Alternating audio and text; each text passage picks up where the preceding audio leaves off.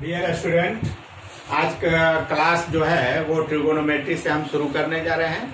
आज ट्रिगोनोमेट्री का first class होगा और आप इसको अच्छे से पढ़िए, क्योंकि ट्रिगोनोमेट्री का जो यूज है वो पूरे के पूरे मैथमेटिक्स सिलेबस में बहुत ज़्यादा यूज होगा। आपको कहें कि विदाउट ट्रिगोनोमेट्री आप कैलकुलस नहीं पढ़ सकते हैं और कैलकुलस के बगैर आप फिजिक्स नहीं पढ़ सकते हैं। इसलिए अगर कहें मोस्ट इम्पॉर्टेंट है, ऐसे अगर हम लोग देखें तो उतना ज़्यादा इम्पॉर्टेंट नहीं है, लेकिन हम लोग को ट्रिगोनोमेट्री का यूज इतना ज़्यादा है कि वो हमारा बहुत ज़्यादा यूजफुल हो जाता है। तो आज हम लोग बेसिक कंसेप्ट ऑफ ट्रिगोनोमेट्री, और ट्रिगोनोमेट्री में जो सबसे पहला कंसेप्ट हम लोग पढ़ना चाहिए वो हमारा आता है एंगल। कि एंगल किसे कहते हैं? तो सबसे first of all angle. Angle बोलिए कोई हम लोग ये कहें कि एंगल का definition, what is angle, angle क्या है, तब हमारा डिफिनेशन ये होगा। देखिए एंगल है कि अगर कोई लाइन है और इससे दूसरी कोई लाइन आकर के मिलती है तो इन दोनों के बीच में जो इंक्लाइनेशन होगा, that inclination is called an angle. यानी एंगल का डिफिनेशन क्या हुआ? Inclination between two lines is called an angle. तो पहले इसको नोट करिए। इंक्लाइनेशन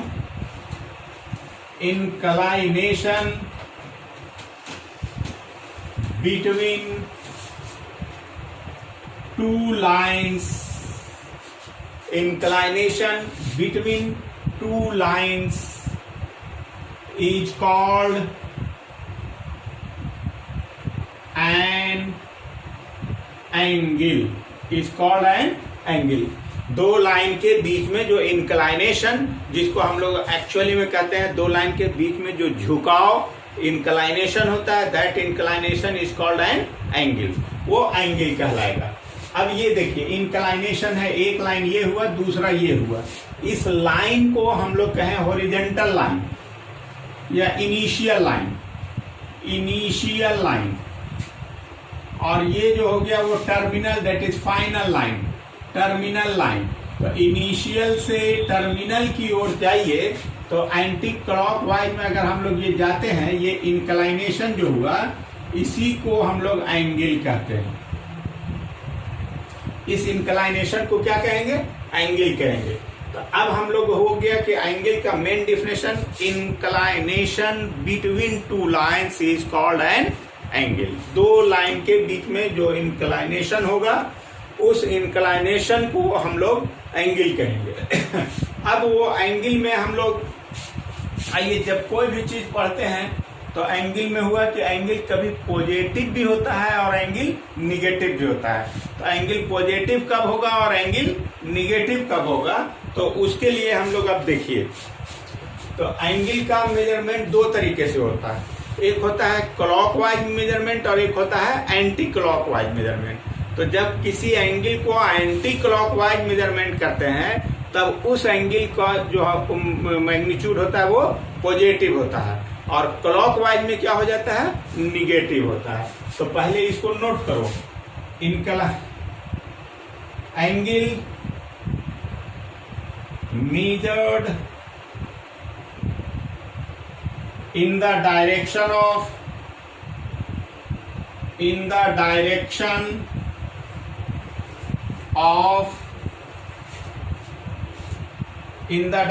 of anti-clockwise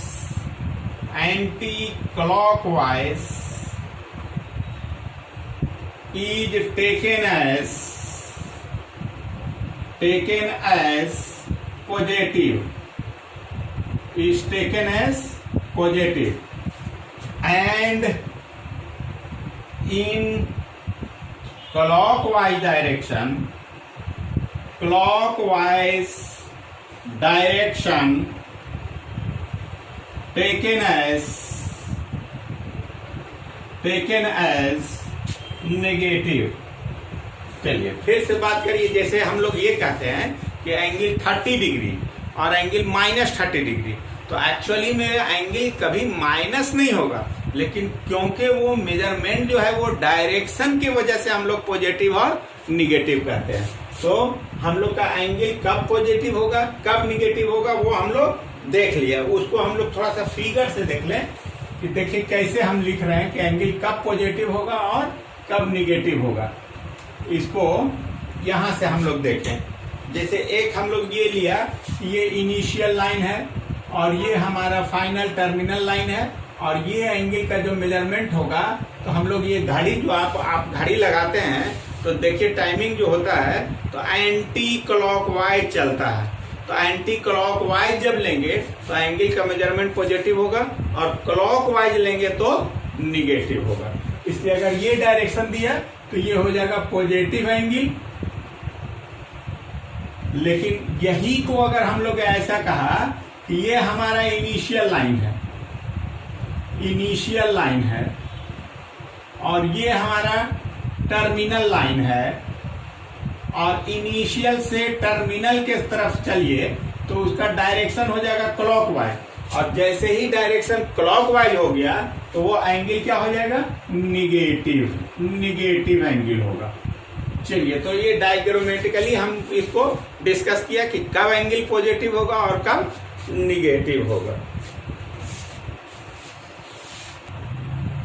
ठीक है, अब हम लोग आगे बढ़ते हैं। तो सबसे पहले जो एंगल आता है उसको राइट एंगल बोलते हैं, समकोण, राइट एंगल। तो अब आपका क्वेश्चन होगा कि राइट एंगल किसे कहते हैं। तो अगर आपसे मैं क्वेश्चन करूंगा तो हर एक स्टूडेंट बोलता है 90 डिग्री। तो 90 डिग्री का जब राइट एंगल का मालूम नहीं है तो 90 डिग्री का तो वो तो वैल्यू होता है, लेकिन एक्चुअली में पूछे कि राइट एंगल किसको कहते हैं तो सबसे पहले एंगल का डेफिनेशन है, और एंगल में हम लोग कहते हैं कि इंक्लाइनेशन बिटवीन टू लाइन। तो राइट एंगल किसे कहते हैं, तो आइए आज हम आपको एक नया डेफिनेशन बिल्कुल दे रहे हैं कि angle between A horizontal line and A vertical line is called a right angle.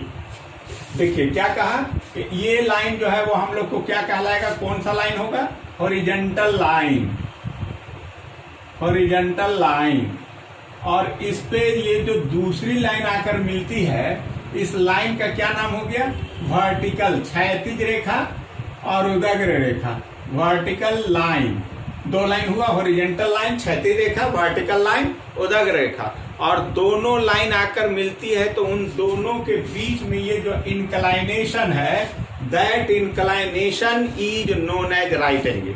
यानी एंगल का जो डेफिनेशन था कि इंक्लाइनेशन बिटवीन टू लाइन वो अपनी जगह ठीक है, लेकिन राइट एंगल के लिए कहा कि दोनों लाइन का एक लाइन हॉरिजॉन्टल हो जाए और दूसरा लाइन वर्टिकल हो जाए, तब उन दोनों लाइन के बीच का जो एंगल होगा उसको हम लोग कहते हैं राइट एंगल। तो राइट एंगल हम लोग आइए डेफिनेशन लिखते हैं, right angle inclination, inclination between two lines, inclination between horizontal and vertical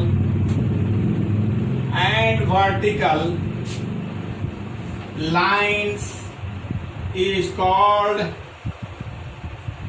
a right angle, a right angle. Inclination between a horizontal line and a vertical line is called a right angle. इस definition में पूरे world में कहीं पे कोई confusion नहीं है, इसको पूरा वर्ल्ड इसको मानता है कि हाँ राइट एंगल का डिफिनेशन यही होगा कि inclination between horizontal and vertical. अब हम लोग इसके सहारे से, अब देखिए जब किसी एंगल को मेजरमेंट करते हैं या किसी भी चीज को फिजिकल क्वांटिटी को मेजरमेंट करते हैं तो उसका सबसे पहले क्या निकालते हैं, यूनिट, कि एंगल का यूनिट क्या होता है। आपको बताएं कि बोलिए एंगल का क्या लिखते हैं, तो कोई कहिएगा डिग्री लिखते हैं, कोई कहेंगे कि ग्रेड लिखते हैं। तो इसी तरह जैसे हम लोग लेंथ का मान लिया जाए, डिस्टेंस का अगर आपसे मेजरमेंट पूछें तो मीटर है, किलोमीटर है, इंच है, फीट है, यार्ड है, बहुत सारा यूनिट होगा। तो ठीक उसी तरह से आपका एंगल का भी यूनिट होगा। तो उस एंगल के यूनिट में हम लोग सबसे पहले यूनिट्स ऑफ एंगल लिखते हैं, units of angle, units of angle में सबसे पहला सेक्साजेसिमल सिस्टम, सेक्साजेसिमल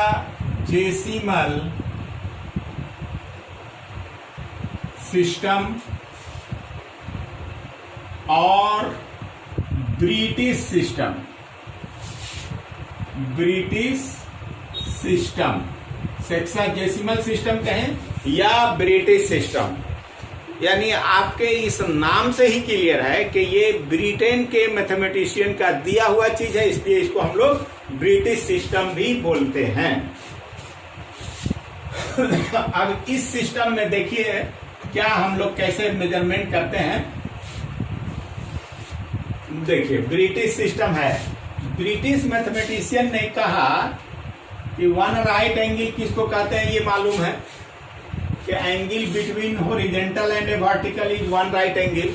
तो ब्रिटिश मैथमेटिशियन ने क्या किया कि वन राइट एंगल को उसने 90 इक्वल पार्ट्स में डिवाइड किया, यानी इस पूरे एंगल को कितने पार्ट में डिवाइड किया, 90 इक्वल पार्ट्स में, और उन 90 इक्वल पार्ट्स में हर एक पार्ट को उसने कहा हम 1 डिग्री कहेंगे। बोलिए क्या कहा, 1 डिग्री कहेंगे। इसका मतलब इसको 90 इक्वल पार्ट्स में बांटा और एक पार्ट जो है वो 1 डिग्री है, इसका मतलब टोटल कितना हो गया 90 डिग्री। इससे क्या रिजल्टेंट मिला कि one right angle is equal to 90 degree, यानी इसके अनुसार क्या हो गया, one right angle is equal to 90 degree. अब देखिए हम लोग बोले थे राइट एंगल 90 डिग्री तो होगा, लेकिन अगर आपसे कोई पूछ दे कि डिफिनेशन बताओ कि राइट एंगल क्या है, तो कहेंगे angle inclination between horizontal and vertical is called right angle whose value is equal to 90 degree. अब कहेंगे डिग्री कैसे हुआ, तो वो आपका एक्सप्लेनेशन कर दिया। एक पॉइंट और अब आपको आइए कि 90 डिग्री है, अगर मान लिया जाए कि 2 डिग्री 1 डिग्री, अब आपसे कहें कि 1 डिग्री से छोटा हो जाए, कोई एंगल कितना हो जाए 1 डिग्री से छोटा हो जाए, तब उसको हम लोग क्या कहेंगे। जैसे आपको एग्जाम्पल कहते हैं कि 5 रुपया है, 4 रुपया है, 3 रुपया है, 2 रुपया है, 1 रुपया है, तो जब 1 रुपया से कम हो जाएगा तो उसको हम लोग क्या कहना शुरू कर देते हैं, पैसा, यानी यूनिट चेंज हो जाता है। तो ठीक उसी तरह से फिर ब्रिटिश मैथमेटिशियन ने क्या किया कि जो 1 डिग्री वाला जो पार्ट था उसको उसने फिर 60 इक्वल पार्ट्स में डिवाइड किया। कितने पार्ट में, 60 इक्वल पार्ट्स में, और एक पार्ट को उसने नाम दिया 1 मिनट। 1 मिनट, इसका मतलब ये हुआ कि 1 डिग्री को 60 इक्वल भाग में बांटा 60 इक्वल पार्ट्स में, और एक पार्ट को उसने क्या नाम दिया 1 मिनट। इसका मतलब 1 डिग्री में कितना मिनट हुआ, 60 मिनट। तो वहां पे यहाँ पे फिर हम लोग आ गए 1 degree is equal to 60 minute. और जब फिर उसने वहीं पर नहीं रोका, उसने कहा कि अब 1 मिनट वाला जो पार्ट था उसको अगेन उसने किस में डिवाइड किया, तो कहा 60 इक्वल पार्ट्स में फिर डिवाइड किया, और उसने एक पार्ट को उसने नाम दिया 1 सेकेंड। इसका मतलब कि 1 मिनट में कितना सेकेंड हो गया, 60 सेकेंड। इससे ये मिनट क्या पता चला, 1 minute is equal to 60 second. अब आ जाओ आपसे बात करें हम लोग, कहा कि अगर एंगल किस में मेजरमेंट किया, डिग्री में। 1 डिग्री से अगर एंगल छोटा होगा तो उसका क्या नाम हो जाएगा उस एंगल का, तो मिनट में। और 1 मिनट से भी अगर एंगल छोटा हो गया तो उस एंगल का क्या नाम होगा, सेकेंड में। तो अब आप सुनिए कि कहा कि एंगल का जो यूनिट हुआ वो डिग्री हुआ, डिग्री से छोटा हुआ मिनट हुआ, मिनट से छोटा हो गया वो सेकेंड हो गया। अब इसीलिए, और ये पूरे जो ये सिस्टम है, इस सिस्टम को हम लोग क्या कहा, सेक्साजेसिमल सिस्टम या ब्रिटिश सिस्टम। तो ब्रिटिश सिस्टम में एंगल का हम लोग ये कैलकुलेट कर लिया। उसके बाद दूसरा जो सिस्टम हुआ सेंटेसिमल सिस्टम, सेंटेसिमल सिस्टम और French system, French system. Actually में ये सिस्टम पहले तो हम लोग यहाँ भी चलता था, लेकिन अब ये हमारे यहाँ ये वैलिड नहीं है, ये अब सिस्टम हमारे यहाँ लागू नहीं है ना। इसलिए फ्रेंच सिस्टम हो सकता है अभी भी फ्रांस में चलता हो, लेकिन मेरे यहाँ ये इंडिया में अब ये सिस्टम नहीं चलता है। लेकिन फिर भी थोड़ा सीख लीजिए, सीख लेने में कोई हर्ज नहीं है, नुकसान नहीं करेगा, हमको जहां तक होगा फायदा ही करेगा। इसीलिए इस सिस्टम के बारे में भी सोच लीजिए। तो इसमें भी फ्रेंच मैथमेटिशियन को भी कोई ऑब्जेक्शन नहीं था कि 90 राइट एंगल किसको कहेंगे। तो यहाँ पे भी है कि right angle inclination between A horizontal and vertical is called a right angle. तो ब्रिटिश वाले ने 90 इक्वल पार्ट में बांटकर एक पार्ट को उसने 1 डिग्री नाम दिया था, और फ्रेंच वालों ने कहा कि नहीं, हम 100 इक्वल पार्ट में बांटेंगे, और एक पार्ट को उसने नाम दिया था A1 ग्रेड। यानी इस सिस्टम में क्या हो गया, वन राइट एंगल, फिर से बोलो, पूरे राइट एंगल को कितने पार्ट में बांटा, 100 इक्वल पार्ट में, और एक पार्ट का उसने क्या नाम दिया, तो कहेंगे एक ग्रेड क्या। इसका मतलब एक राइट एंगल को 100 पार्ट में, एक पार्ट को 1 ग्रेड, तो टोटल कितना हो गया 100 ग्रेड। इसलिए one right angle is equal to 100 grade. अब 100 ग्रेड है।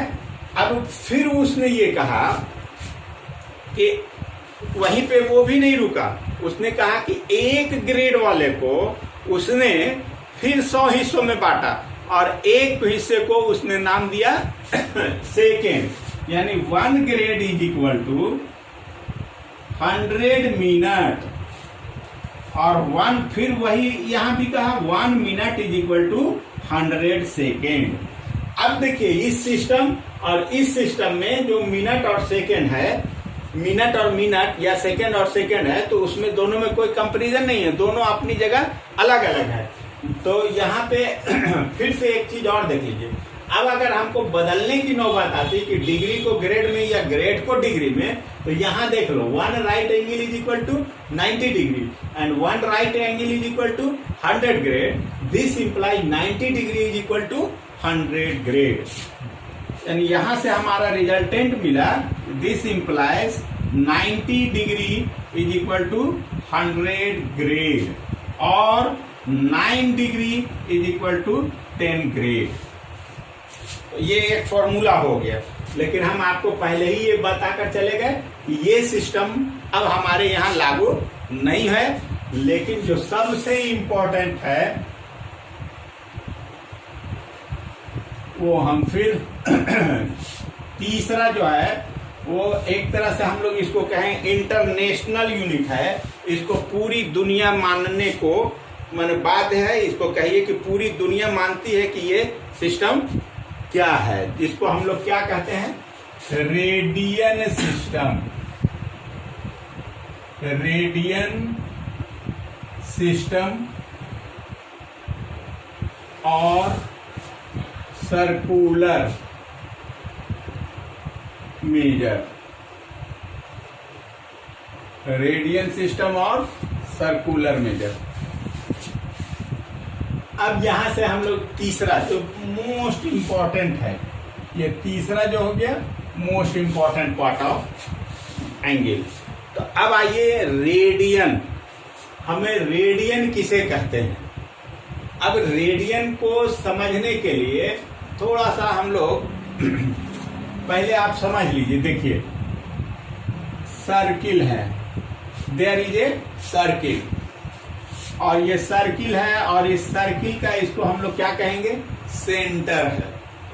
और ये हम लोग अगर कहें कि ये हमारा सर्किल का कोई पार्ट है ए बी, यानी इस पार्ट को हम ऐसे कहें कि ये ए बी। अगर ये हम लोग सर्कल ये लेते हैं तो इस सर्कल को हम लोग क्या कहते हैं, arc A B, arc A B. लेकिन अगर इसी को हम लाइन मिला देते तो इस ए बी का जो लाइन होता तो इसी को हम लोग कहते हैं कॉर्ड ए बी या सेकेंड ए बी, ये कहते हैं।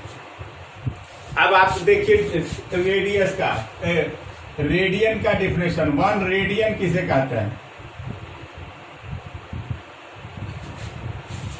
द एंगल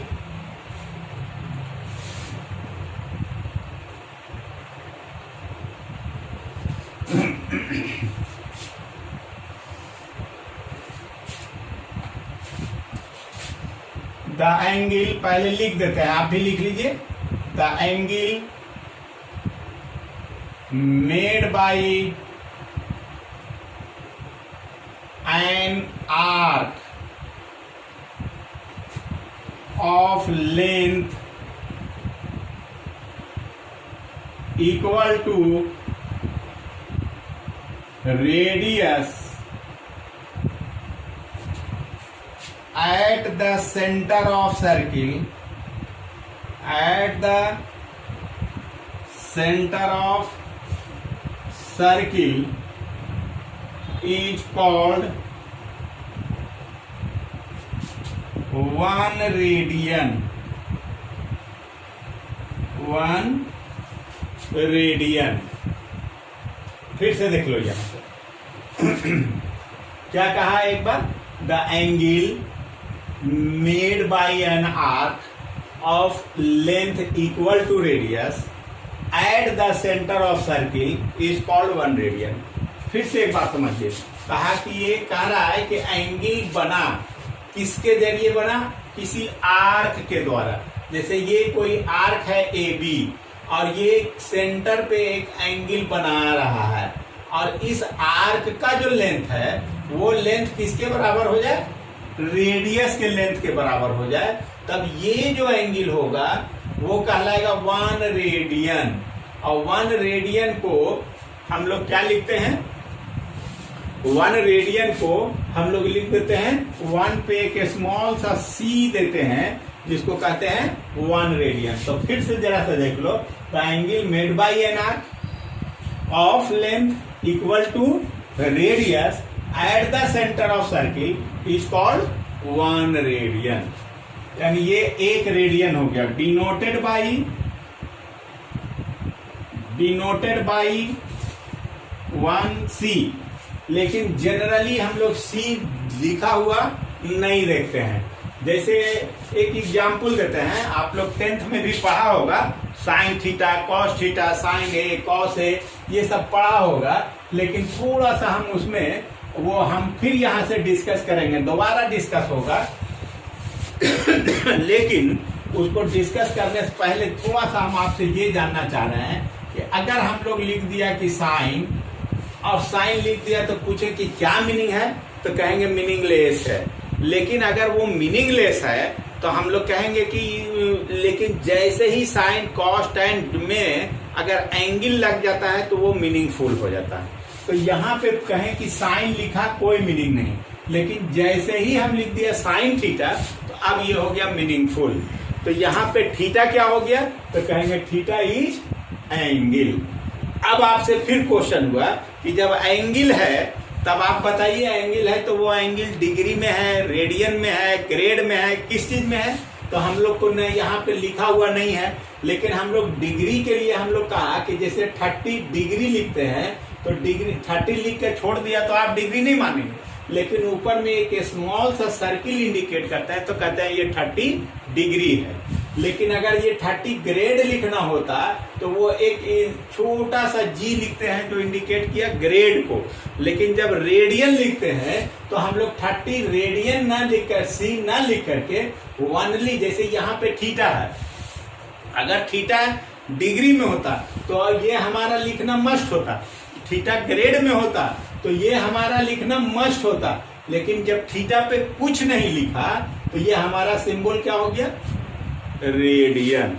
तो क्या निष्कर्ष निकला कि जब एंगल का मेजरमेंट में डिग्री लिखा हुआ है डिग्री समझेंगे, ग्रेड लिखा हुआ है ग्रेड समझेंगे, और उसका कुछ नहीं लिखा हुआ है तो वो ऑटोमेटिकली किस में हो जाएगा, रेडियन में।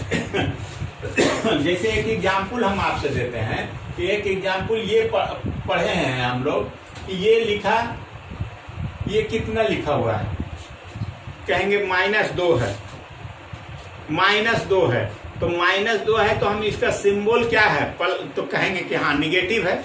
लेकिन अगर हम ये 2 लिखा और आपसे पूछे कि ये पॉजिटिव है या निगेटिव, तो आप कहेंगे कि ये 2 पॉजिटिव है। तो कहा कि पॉजिटिव लिखना मस्ट नहीं है, पॉजिटिव में मतलब नहीं लिखा तो वो अंडरस्टूड है कि वो पॉजिटिव है।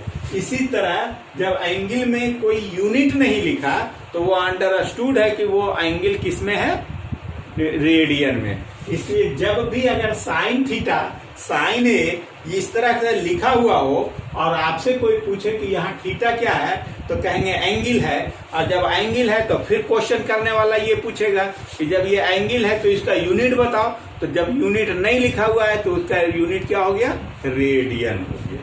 तो जब ये रेडियन में हो गया तो रेडियन किसे कहते हैं, एक बार हम लोग फिर से समझ लें। The angle made by an arc of length equal to radius at the center of the circle is called 1 radian। चलिए ये कंप्लीट हो गया हमारा।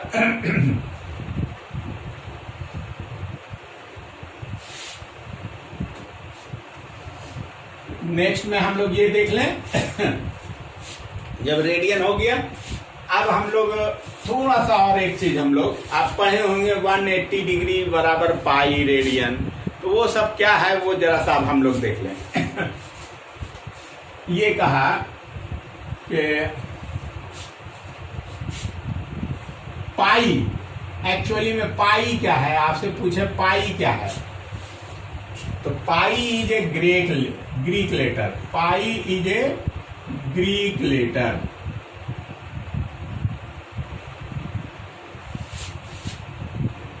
इसको पाई बोल रहे हैं हम लोग। पाई क्या है, एक ग्रीक लेटर है।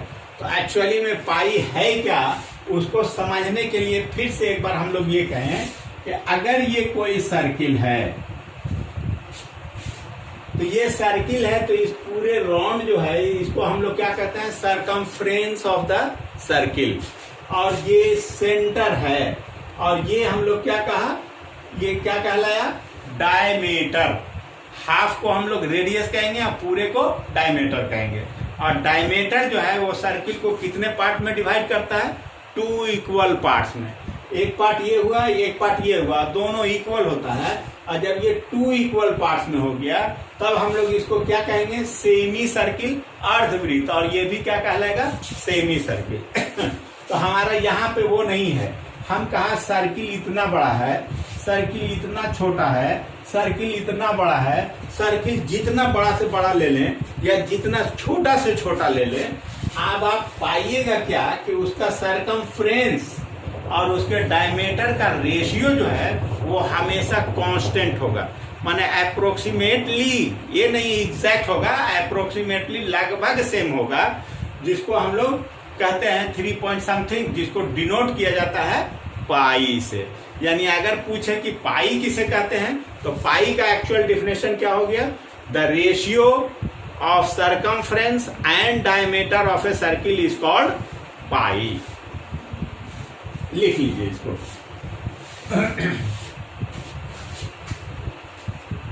The ratio of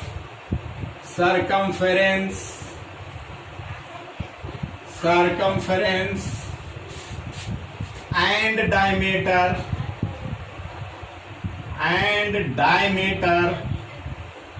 of a circle is called pi, whose approximate value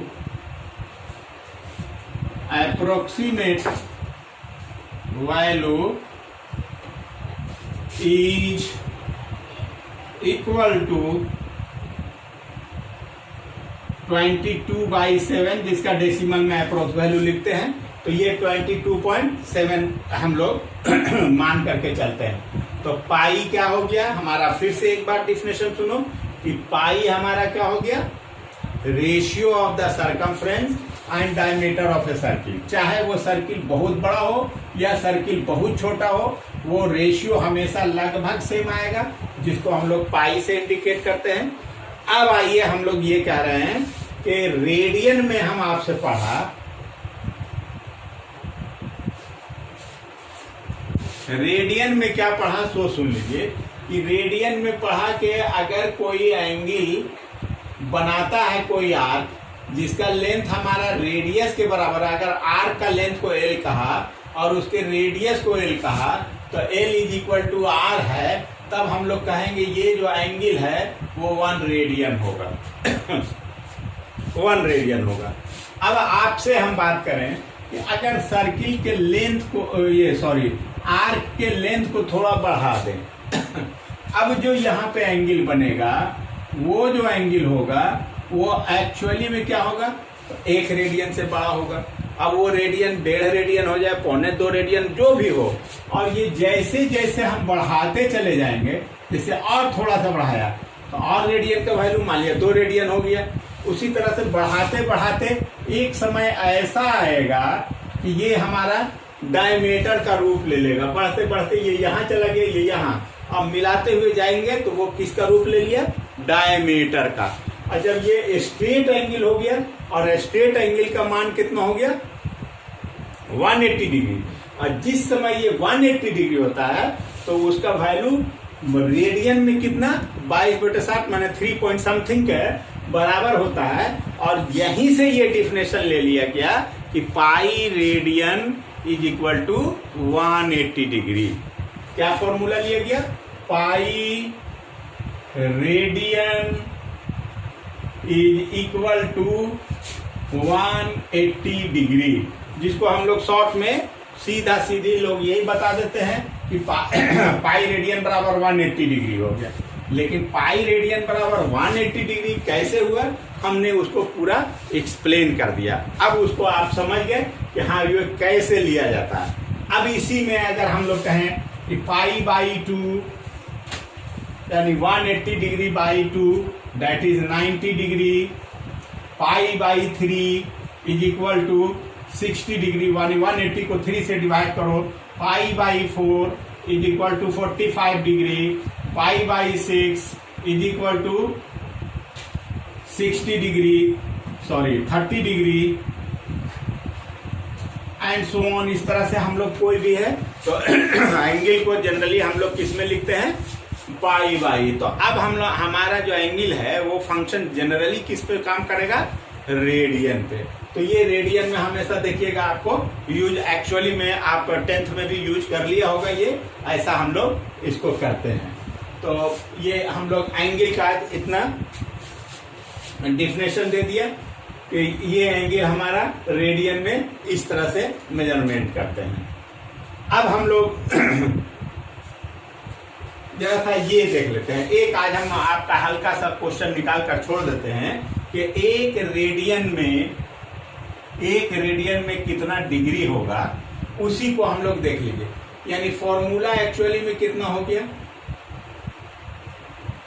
पाई बराबर pi radian is equal to 180 degree. तो pi radian is equal to 180 degree, इसलिए 1 radian is equal to 180 by pi degree.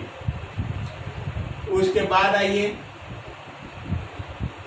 1 pi by 180 by 22/7, तो 7 ऊपर चला जाएगा, यानी इतना degree.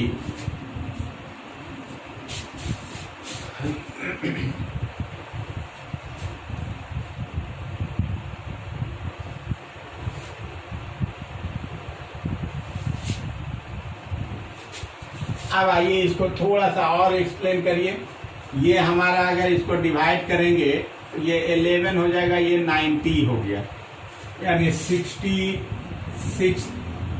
630 by 11 degree by 11 degree. अब हम लोग इसको पूरा सेक्शन डेसिमल माने डिग्री में अगर कहे कि रेडियन को डिग्री में कन्वर्ट करो, तो हम लोग कैसे इसको लिखेंगे जरा सा देख लीजिए। पहले 630 को 11 से आप डिवाइड